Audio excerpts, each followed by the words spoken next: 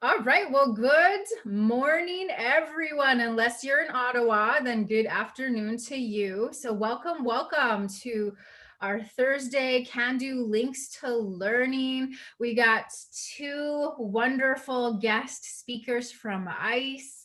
ICE is Indigenous Clean Energy. So we got Terri Lynn and Aubrey Ann joining us this morning. And then we have you folks. So thank you so much for being here. First and foremost, just giving a moment to acknowledge Creator and all of the gifts that have been given to us, the gift of land, the gift of story, the gift of connection and community. Yes, even though, we probably are all tired of this Zoom stuff, we still have the ability to connect and really learn from each other. So we just give thanks for all of these gifts that have been given to us. So we're glad you have joined us. There will be time at the end of the presentation if there's any questions or comments. There will be a chunk of time where you can lend your voice to today's conversation. However, if you have any comments or questions along the way, use that chat box and I definitely will make note of them and we'll bring them into the conversation.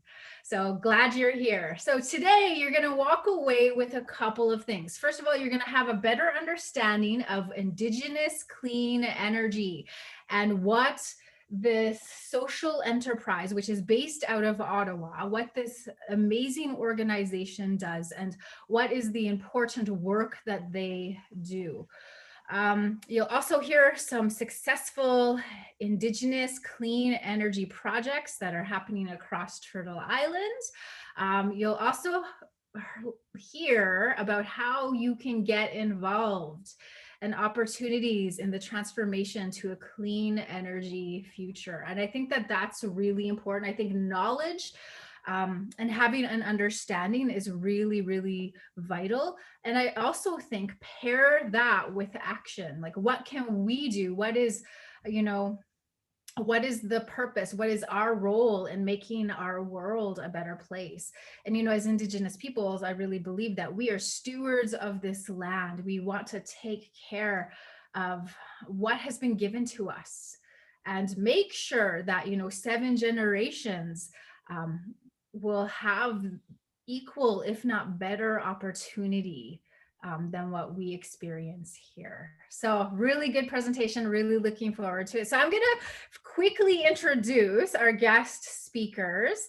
So Terri Lynn is joining us from Ottawa. She is a proud First Nation Mi'kmaq woman from Listigouche in the province of Quebec, where she was born and raised. She also brings many qualities to her work, including her understanding of First Nation realities and passion for Indigenous involvement in a just transition. So in 2019, Terri Lynn joined the ICE team as the Director of Communications and Strategic Partnerships. Her role focuses on building relationships with key partners to help amplify the impact of Indigenous clean energy to Canada. So really, really, really important work. So we're really glad you're here. And her co-presenter is Aubrey Ann. She is from Canoe Lake Cree First Nation on Treaty 10 territory and is connected to Little Pine First Nation on Treaty 6 territory through her family's father or her father's family. So she is currently, I believe, in Saskatoon. She is a full-time student, but she also works full-time with the ICE team. So she is kicking butt and taking names. She's a busy young woman, and she's also the National Student Director with Cando. So we are so honored you both for joining us this morning and letting us know what's going on behind the scenes. You're going to inspire us. You're going to challenge us. How do we get involved? So thank you for being here. So I'm going to pass the virtual mic over to you. Well, Lal and Michelle, thank you again for that energetic introduction. It's always so great to get online with you and pep up So good morning, everybody. I am here with my colleague, Aubrianne, and today we're going to walk you through a presentation about Indigenous Clean Energy. Aubrianne, do you mind sharing your screen and we'll get started? Also, I just wanted to point out, Georgia, that I'm familiar with your community because it's actually one of the guide communities that we're working with on our Bringing It Home initiative for energy efficiency. So we can chat about that a little later in the presentation. But very nice to see somebody from Heltzig on the line. And I also have one of our team members that's living in Port Albany that works with ICE. So small world, I always say when we're in all right, so we'll get right into this. Before we go into the presentation, I just want to take a moment to let you know that I am coming to you from the unceded and unsurrendered Algonquin territory, where I am here as a guest.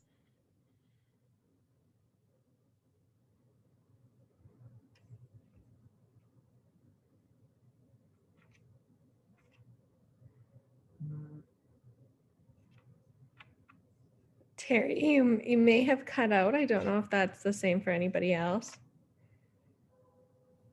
Yeah, she's frozen.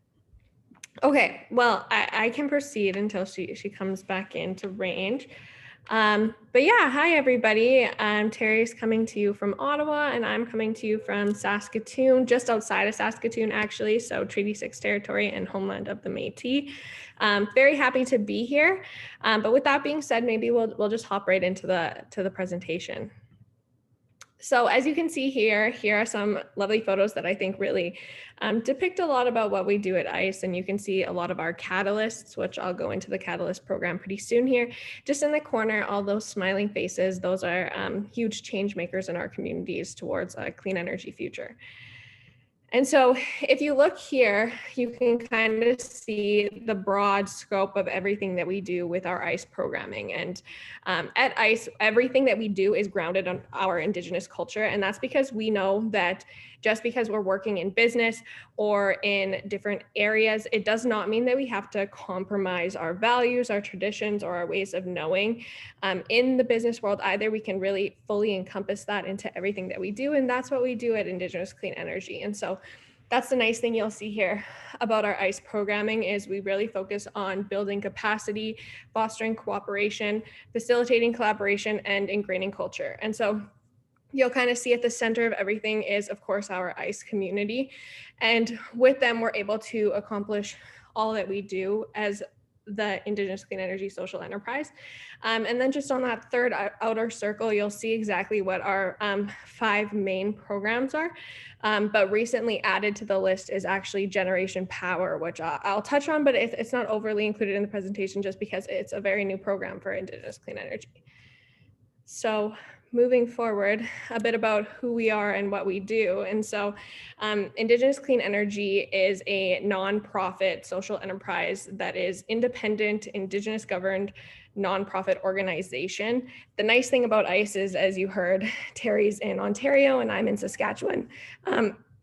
Apologies. We have members from all over Canada, which is really beautiful because we can come together, even though it's online, to all meet a similar purpose and vision for the organization. And so ICE works to advance Indigenous and broader sustainable prosperity by supporting First Nation, Métis, and Inuit clean energy participation in every region of Canada. And so it's really cool that we get to see people involved from different regions. And so if you look into it and you look into who our catalysts are, you'll, or even our team members, you'll be able to likely find somebody who's in your region that you can possibly connect with and kind of build on these ideas moving forward as well. So before I get into the Catalyst video here, and then I'll touch on the 2020 Catalyst program a bit more, just in the chat, maybe if everybody could write, who's heard of Indigenous Clean Energy before, or who lives near a clean energy project? Feel free to just write that in the chat, even throughout the presentation. It's just really nice for our team to even get to understand and know how many people there are and what our reach is exactly across the country. And so feel free to just write that in the chat. We would love to hear it just as some knowledge for us. So yeah. but I will play the video. If there's no sound, please let me know. We had this problem last time, but we'll try to make sure that doesn't happen again.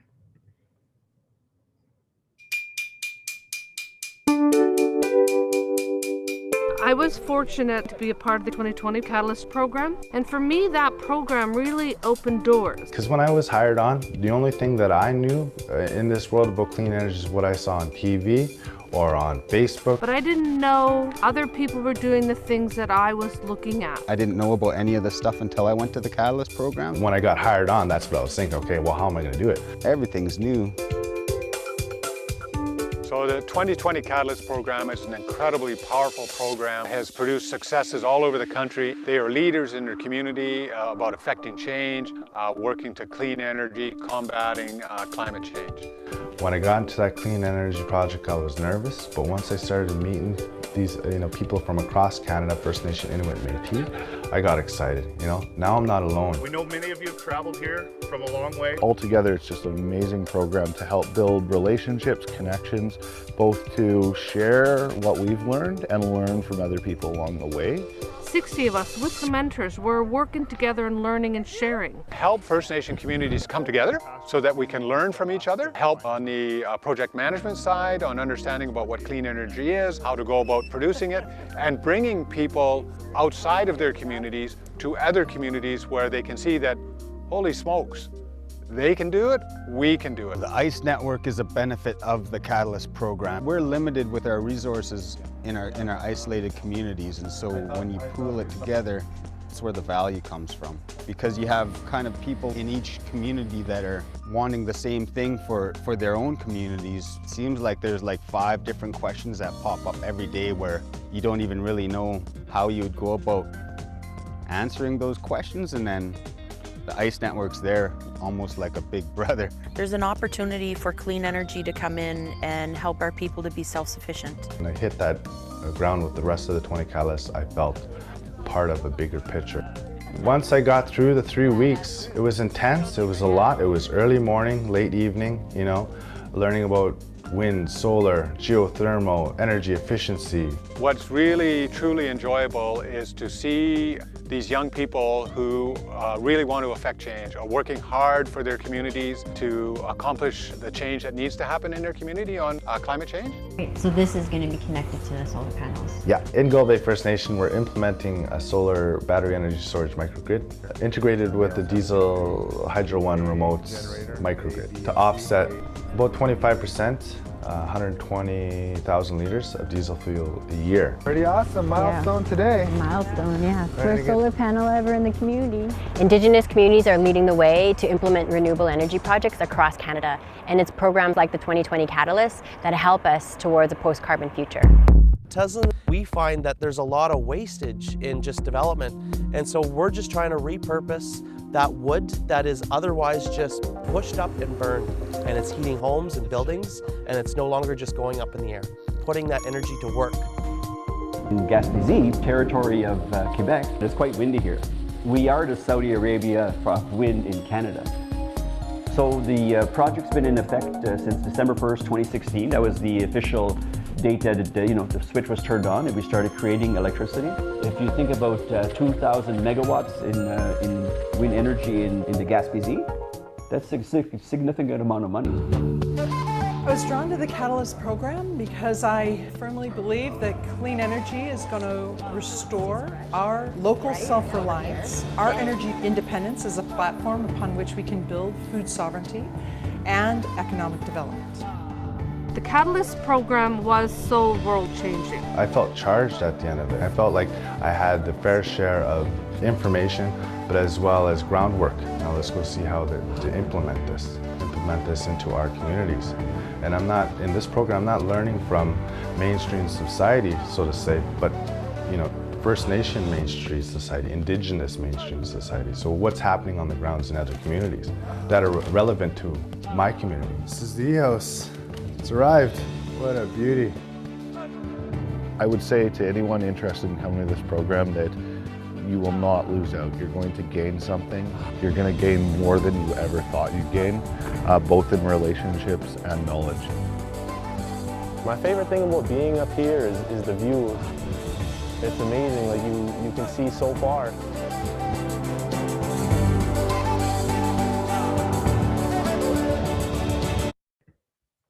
Amazing. And so, as Terry said, last time we gave this presentation, every time we get to watch that, it definitely gives us new chills for exactly what that program means to so many people. And it's really, really amazing.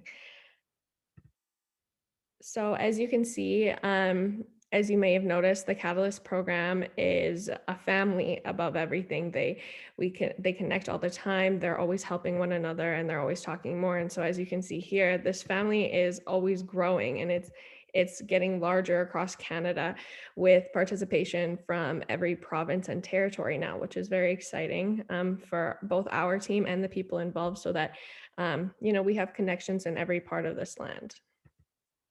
So the 2020 Catalyst program, just a little bit more on it.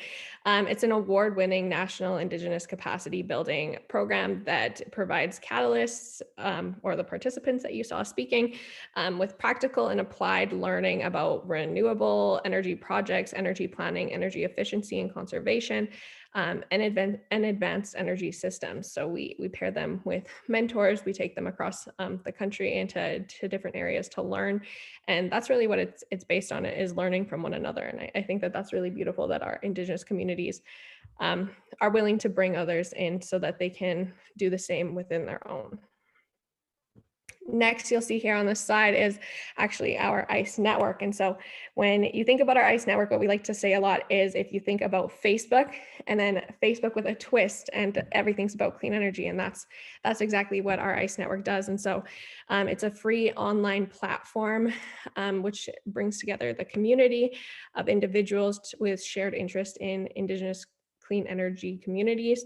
In the virtual space, members can share information, knowledge, and resources to support projects, connect with others working in clean energy, and learn about work going on across the country. And so it's completely free to join. And so I highly encourage anybody who isn't already on the platform to join. And within there, you can create a profile, find out about upcoming events in clean energy, share different resources about your own community possibly, and connect with others on different forums so that you can actually chat with them online. So it's a really great platform. And if you're not already on it, I would highly encourage it. In the last year, we've had over 1,200 people online with it. So definitely a large network that you can utilize there, as well as from the ICE network, we host monthly collabs. And so in 2020, we hosted about 10 collabs, and the topics of those vary on different clean energy topics with different professionals from around the world that are able to come and share their knowledge with everybody. And it's completely free for people to attend, and you find out about it all first on the ICE network. As you can see here, just some more photos of our amazing team and those in the communities. And then moving forward, looking at the Global Hub and bringing it home, these are other two programs that we have at ICE. And so an exciting thing about our Global Hub right now is that moving forward, we're going to have a podcast coming out called Decolonizing Power. That podcast is going to launch next week. It's very exciting. We have two hosts, James Harper, who was a 2020 Catalyst, and Freddie Campbell, who is an ICE staff member. And so very exciting. And it's something that I definitely encourage people to tune into, as I think it is going to bring so much knowledge to people. And so you can find that on Apple Podcasts when it does come out, and as well just follow our Indigenous Clean Energy pages to find out more about the information when it does come. And so the Global Hub is an expression that 476 million Indigenous people from around the world can and should play a central role to catalyze a just and sustainable transition to a clean energy future. And so ICE's first major Global Hub initiative was actually launched in fall of 2020, and it is the TIE initiative, which is 3 Island Energy, and it's a strategic approach focused on scaling up renewable energy microgrids through community ownership and partnership in Indigenous communities, island, coastal, and communities unconnected to electricity power grids. So definitely a great thing that we have going on there with our global hub. And as well, you'll see here bringing it home. I'm not going to touch on it too in depth just because Terri Lynn will talk more about the topics involved with bringing it home when she speaks again. And as you can see on that map there, those are our guide communities for bringing it home. And so bringing it home is an Indigenous-led initiative that enables and implements healthy, energy efficient homes and facilitates in First Nations, Métis, and Inuit communities implementing them. The initiative supports these communities to embed practices, approaches, and policies that will create long-term and sustainable improvements to housing. And of course, Terri will touch on that more. And if you want to take note of our guide communities, there's the map there, and this presentation will be shared after as well. Next here is the gathering. And so I always like talking about the gathering. I think I really perk up when I talk about the gathering, and that's because my first time ever hearing about Indigenous Clean Energy and the work that ICE does was through the gathering. And with Cando, I was in Ottawa for the conference and the National Youth Panel. And our team didn't have a lot to do, and we were actually invited by one of the 2020 Catalysts, Jordan Burnoff, to attend the gathering. And we had no idea what we were getting ourselves into, but we took a chance and we went to this aviation museum where they were having the big gala at the end of it. And what you saw there was truly exactly what Jordan said when she invited us. It was a community of Indigenous people who are so excited to learn, bounce ideas off of each other, have fun, and were extremely passionate about the transition to a clean energy future. And that's where I got to meet Chris Henderson, our executive director. He was wearing this brown hat. And the first thing he ever said to me was he was just encouraging me to get out of my chair and go talk to as many people as I could. So you can imagine me, I was just this young woman scared to go and talk to anybody. And Chris did that. And I think that's exactly what the gathering means to people. It's catalyzing collaboration so that we can speak to one another, have meaningful discussions, and do so much more to bring different insights to people across the country, so that from people around the world, so that we can connect on action and move forward with interaction, insight, and innovation in clean energy. And so if you haven't heard about the gathering, I highly encourage that as well. And the recordings from this most recent year, which was online, and brought together over 660 people together for a virtual event. They're all on our YouTube channel. And so definitely a space that you can utilize for more information as well. Again, you can see more lovely photos. Terri, do you have anything to add? I'll take it from here just to talk about some of the pictures that you see right there. Those actually come from the construction site of a 150 megawatt wind farm called Muskegon that's owned and operated by 3 Mi'kmaq communities in the Gaspésie. So I was the project director for that huge project back in the day. And you know, this would have started in terms of my career in clean energy. It was my first introduction to it, and at the time it was very overwhelming. You know, we were in very serious conversations with government, also with utility, also meeting a number of project developers that could potentially partner with us, and meeting a bunch of construction companies that could potentially build it. And one of the things that we were very, very clear about when we were going forward with this project is that it had to be done in the Mi'kmaq way. So we needed to have at least a 51% ownership of the project, because it was on our territory and those are our resources. And so we wanted to have at least a 51% ownership. We also wanted to have just as much say as our partner in terms of the decisions that are made, in a respectful way. So on the board of directors, it's a fair 50-50 split between our partner representatives and Mi'kmaq representatives, so that decisions are made by consensus, always acknowledging that we know we're running a business and that business decisions have to be made at times, but we are always in line with our Mi'kmaq values.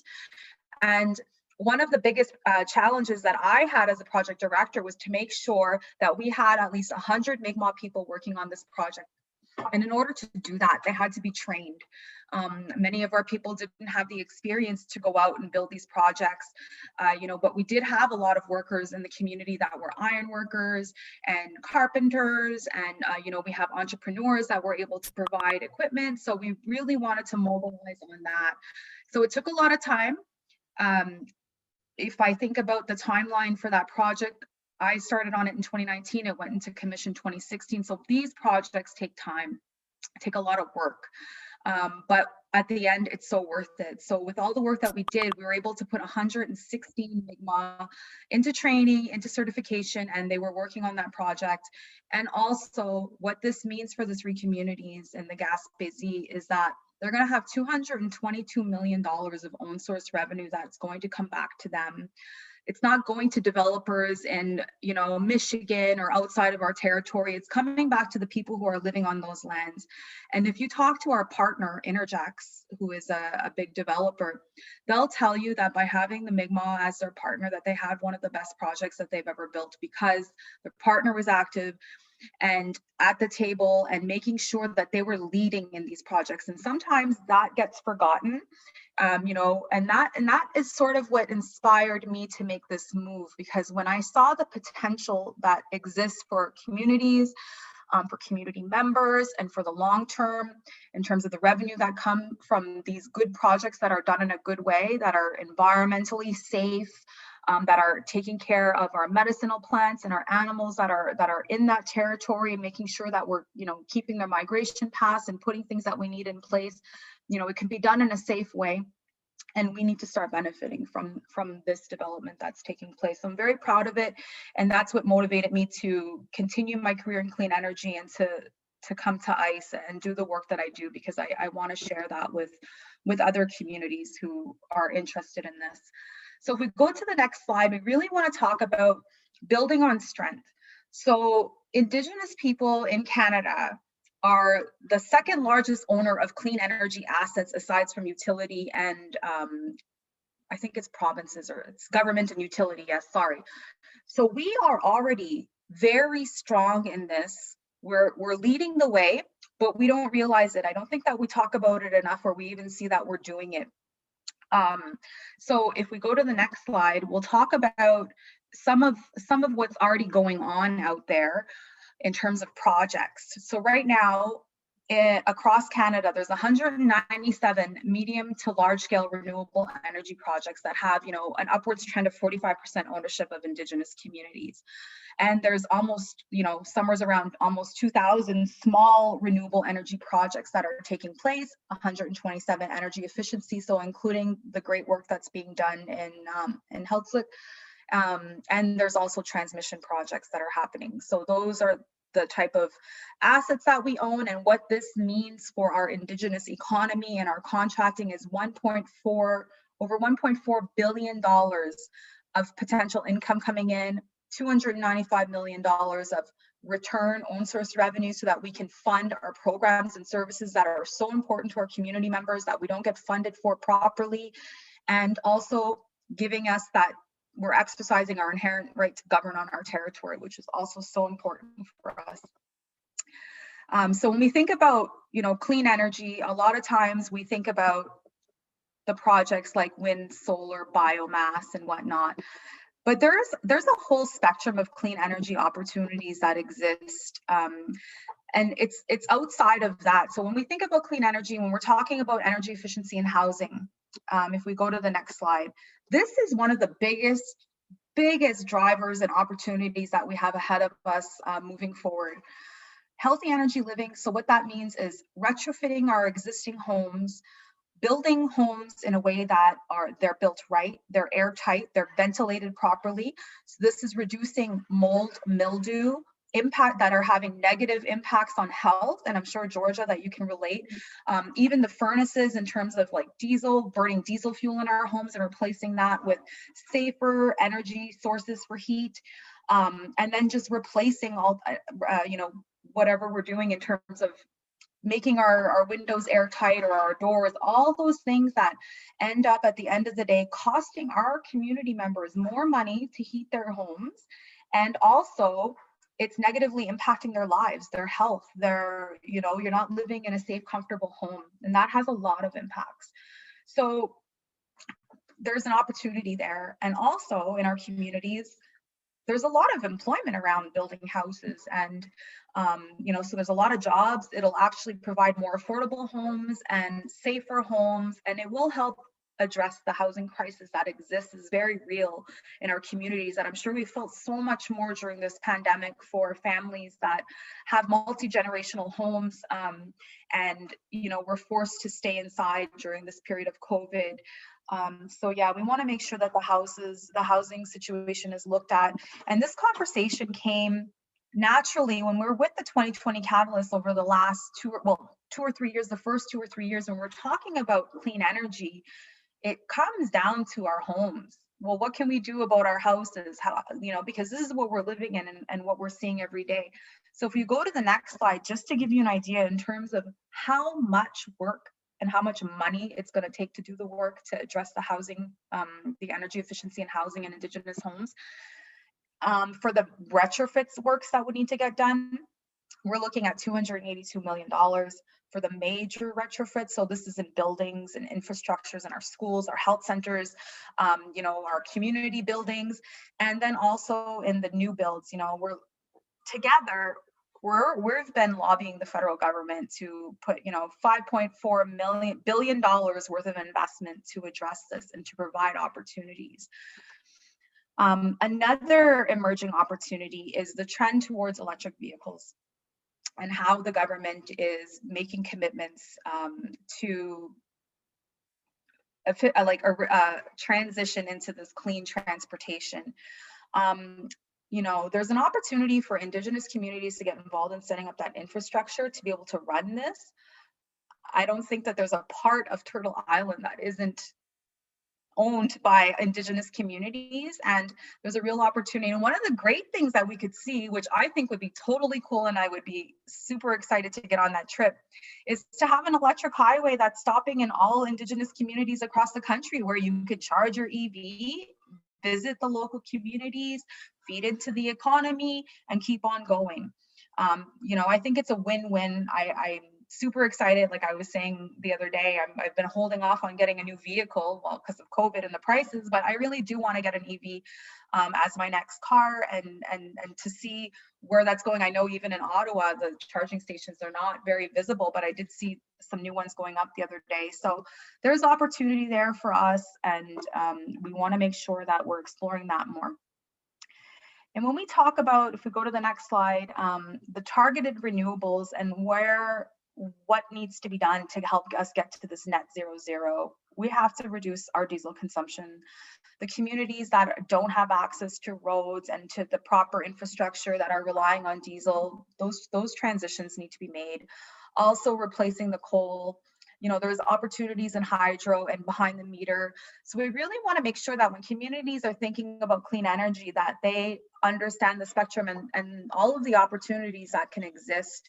And part of what we do at ICE, and just going back to the ICE network, that's basically it's an intranet, so it's like Facebook, I would say, where you get to make a profile, put your picture, your name, but you get to interact with other people, but it's specifically on these topics. So if you go to the ICE network, every month we host monthly collabs where we're doing in-depth sort of deep dives on different clean energy conversations. So last week, I think I hosted a session with NB Power, the New Brunswick utility, and they were talking about the great work that they're doing for EVs and other initiatives that are taking place in their communities.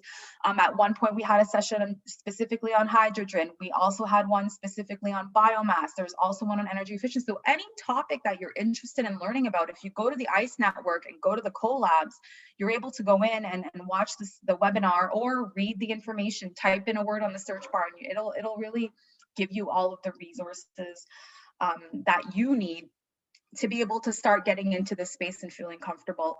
We all recognize that it's very intimidating. I know when I first started around the table talking about clean energy, I didn't say much. At the end of it, I can tell you, I knew everything that there was to know about windmills in English and in French, probably more in French than English, actually, because I did that project in another language. But it's very inspiring. And I think that especially during the time that we're in now, you know, with everything that's happening in the world, where we're feeling very, very defeated, that we need to think about the good, and we need to focus on the positive, and we need to take back our power and start getting involved in the economy that's on our territory and lands. I feel that that is so important, and I applaud the communities that are doing the work, and I can't wait to meet those that I haven't yet, and that are coming into the network, because I think that we are definitely a force to be reckoned with as Indigenous people in this country, and that we have a real opportunity to benefit here. So you know, wrapping it up, we go to the last slide here in terms of what do we need and how do we get there. Well, the financing. These projects are not free, and we need the money to be able to get started, or you don't necessarily need the money. You could take other approaches that, you know, we certainly did in our project. It was a $380 million capital project. And we didn't have that money, but we did have the resources, and we use that to our advantage to be able to say, hey, this is our territory. If you want to do business here, we're going to have our returns coming back to us in a meaningful way. And we were able to negotiate special shares in our partnership for just that. Another thing that we need is this capacity building. Programs like the 2020 Catalyst program, I think that the reason why it's so successful and that it feels like such a family is because it's very much in line with how we learn as Indigenous people, by talking to each other, by sharing our struggles, sharing our successes, getting to know each other, learning on the land, going to the projects and hearing what worked and what didn't from other people. Because we're not going to learn it from anyone else. Honestly, that I feel like that. I feel like there's a lot of power that we have, and that we need to start talking to each other more and sharing. So that networks and that mentoring aspect is so important. And I get that oftentimes we're busy in our lives and in our jobs and the work that we do in our communities, and we don't necessarily have the time. But I think it can make a hell of a difference. Sorry for my language. I'm a little riled up. I'm not going to lie. That 215 kids is really, really heavy on me right now. And I don't know how else to take back our power other than trying to empower other First communities, right? So, and then the resource developing and enabling policy. So it's great to be able to develop the projects, but we always have to have that collaboration and support from government, of course, who have to make sure that their legislation is not merely lip service to, you know, identify Indigenous communities, but not actually make the partners and the developers go out there and do the work to have meaningful partnerships that go beyond, you know, just a royalty or whatever that is. So that's where I'm at today, and I'm happy to take questions or comments or anything else that you guys may have. And Terri, I do just want to note, we a very new program that I mentioned with our medicine wheel programming is Generation Power. And so we don't touch on that. We didn't touch on that much today, but Generation Power is one of the newest programs at ICE, and it's designed to engage both Indigenous youth and energy sector employers. And so if anybody knows of youth in your community that are interested, we are open to applications right now, as well as if you are an energy sector employer or know energy sector employers, definitely you can also apply through our website with that as well. And we also have 2 job postings that are up and open. So yeah. So yeah, you can come and join our team too if you're up for it. Well, thank you so much for all of your information that you shared. One thing that you said, Terri Lynn, was when you kind of first were introduced to clean energy, that it was really overwhelming. Can you kind of talk to us and share about how you navigated that? Well, it can still be overwhelming, to be completely honest, just because the energy sector and the space itself is very large and clunky, and there's a lot of different moving parts when we're talking about energy regulators and utility and government and industry. So, but I think that for me, what I did, well, I Google, I Google everything that I can. but you ask questions, right? And I think that that's what's really important, is not being shy to ask those questions. I developed a really good relationship with one of our partners from Interjex, and her and she became one of my mentors and still is very dear to me to this day. My son still goes and spends, you know, a weekend with her in Montreal whenever he can, and she comes and spends time with us because, you know, as Indigenous people, that's what I always say, it's about the relationship. And we need to be able to trust and to be able to feel comfortable enough to ask those questions. And when you don't know something or something doesn't feel right, to be able to speak up and ask those questions. And I found by doing that, the more I did that, after a while, people would just go ahead and explain, because they then didn't take it for granted that we knew, right? And that's one of the things when you're working in energy, like when you're working with developers, they just assume everybody knows everything. But after a while, they'll start to take the time to explain. And I think that's what helps me the most. Awesome. And I think you guys are offering a good resource with your ICE network. So anyone can sign up onto that and become involved, and just kind of, you know, if you're kind of new to this, you can kind of stay in the background and just read whatever people are posting. So that might be a good resource. Does anyone have any questions? So we have 3 guests this morning. Just want to create opportunity. If you have any questions or comments, or maybe what's going on in your community, we would love to hear from you. So you can unmute yourself. You can use that chat box. I would be curious to hear from Aubrianne, since she's relatively new to the clean energy space. What do you do what did you do when you first came on? You probably remember a little bit more than I do. Mine is like, I'm kind of ancient here now.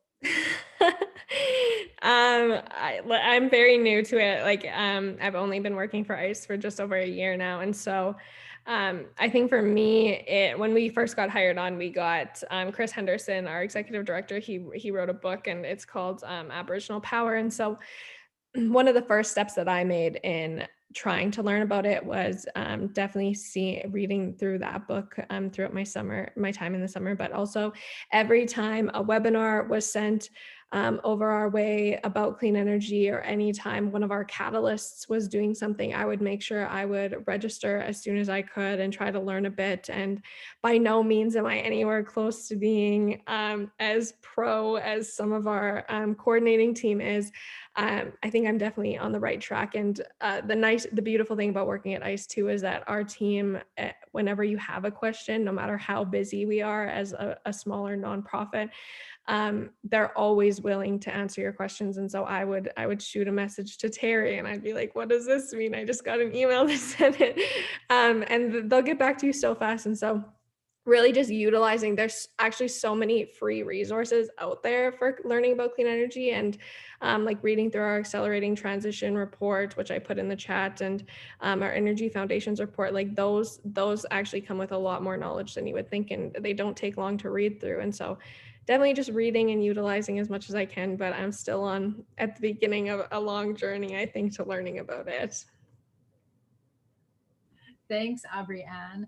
I really appreciated, Terri Lynn, what you said about, you know, taking back the economy, that we have it within our, we have the ability within our communities, you know, create economy for ourselves and power for ourselves. So thank you. That was really great.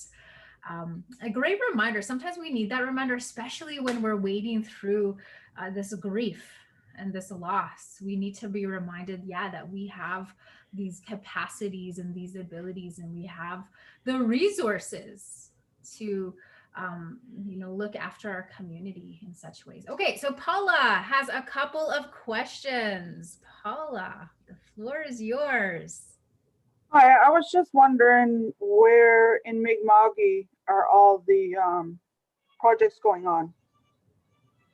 Hey, Paula, are you from Mi'kma'ki? Yeah, from Buckingham in Nova Scotia. Okay. Well, right now in Nova Scotia, there's some 2020 catalysts that we have from there. Oh my gosh, I'm trying to think of the community that we were just talking to. Honestly, I'm gonna have to look into that, Paula. Like Member 2, Millbrook, Bruce Cap. Glooskap, I'm trying to think. I don't want to say the wrong thing, but we're not like right now. What I just want to explain, I guess, is that for us over here at ICE, we work with the 2020 Catalyst. We did have catalysts come through from Nova Scotia, and you can see them on our website if you want to know exactly who it is. I don't remember off the top of my head because we have over 100 of them. And for me, like I'm from Mi'kma'ki as well, but from Listigouche, so on the corner of Quebec and New Brunswick. So I'm not really sure about the Nova Scotia things right now. Well, I can look for it. My other question is, how do you guys feel about like cutting trees to put a solar farm in versus having the solar farm? Yeah, so I mean, that's part of what I was talking about when I was touching on doing development in a way that's still in line with our values. You know, so it's different in every community, and I guess your community members will guide you in terms of like when you consult with them. I know for us, when we had to do tree clearing because of the wind farm, when you're putting in those pads, you know how they are because they're all over Nova Scotia. They had to cut the trees, and what our community members were concerned about was the medicinal plants and the moose migration. So is this going to impact our hunting, because this wind farm was getting built in our backyard, and our people, we're hunters, and you know, we want to make sure that we have moose to feed our family. So what we did, which was above and beyond what the province requires for an environmental assessment, we insisted that our project, our partner and us, but we had to insist to our partner, did additional studies to be able to tell our community members with certainty if there's going to be an impact on medicinal plants and the moose. So I guess similar studies like that in terms of trees, or how you can offset, because that's always an option too, right? So if you have to cut trees in a certain area, I mean, of course, there's going to be regulations about wetlands and what's that area being used for first and foremost. But always being able to compensate is another alternative too, right? So if you're cutting so many square meters of forest, where are you going to rebuild? Where are you going to replant? I think that those are ways that you can sort of navigate through some of the resource extraction that has to take place. And other things that I've seen too is that communities, well, if they have to do deforestation, they give it back as firewood. You know, you're able to repurpose it, to sell it and or whatever, but there's ways that you can kind of go around that, not go around, but go through it, I guess, and find a mutual compromise. Okay, that's good to know, because I'm kind of looking at solar farm, but the only spots I have to do it is surrounded by farming fields. So it's really the only place that the animals have to go. So if I don't have to go there, I don't want to. Yeah, location of these projects is so important, right? Especially when, like I said, what's it being used for? And there's studies out there, and you may get a lot, like some resistance, because every study costs money. Yeah, it's worth it, and it can be done. Perfect, thank you. Great question. Anybody else have a question or a comment?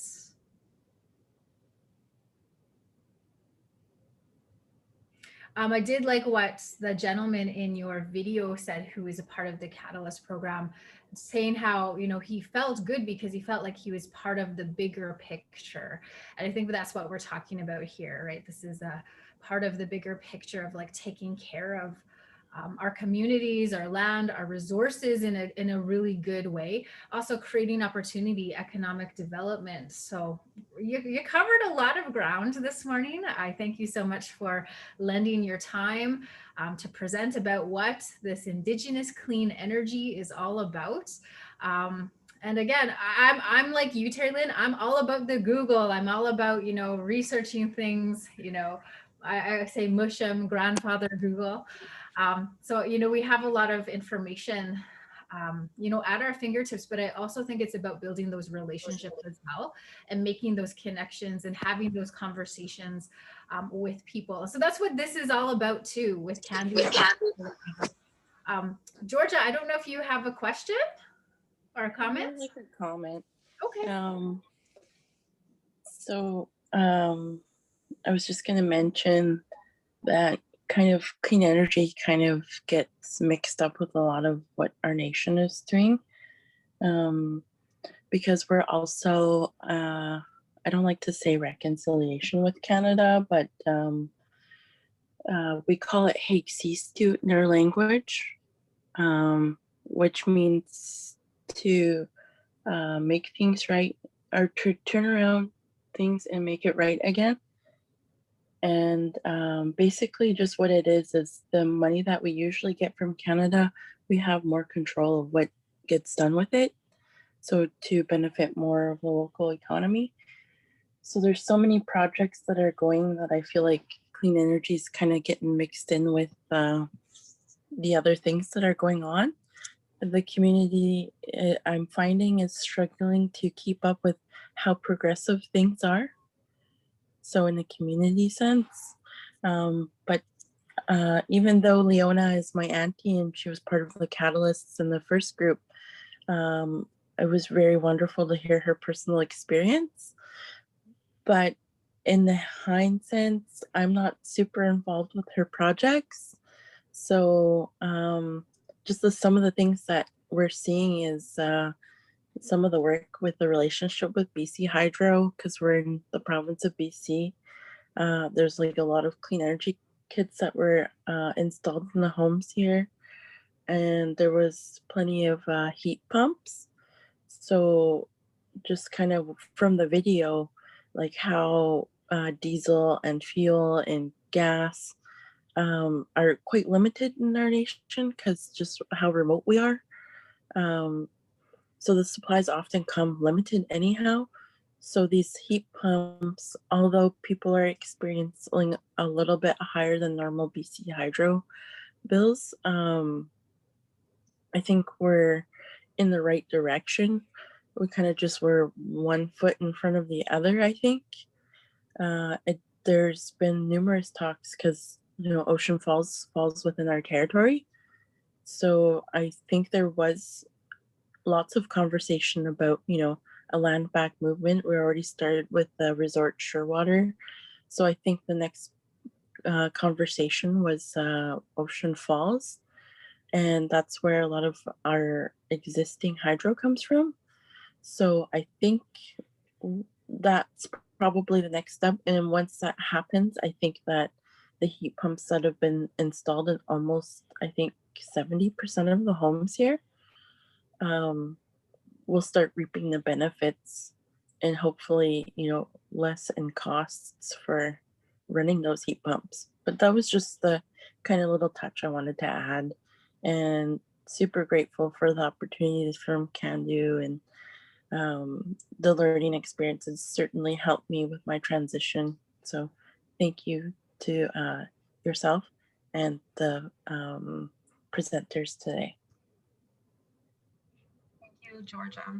Yeah, thank you for coming. And of course, in the chat there, I did drop a lot of links to our different reports, the ICE network, and so definitely feel free to keep involved and connect with us.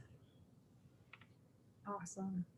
Yeah, and I'm looking at that chat box, and there's lots of links that we can read, we can connect with. So thank you for that.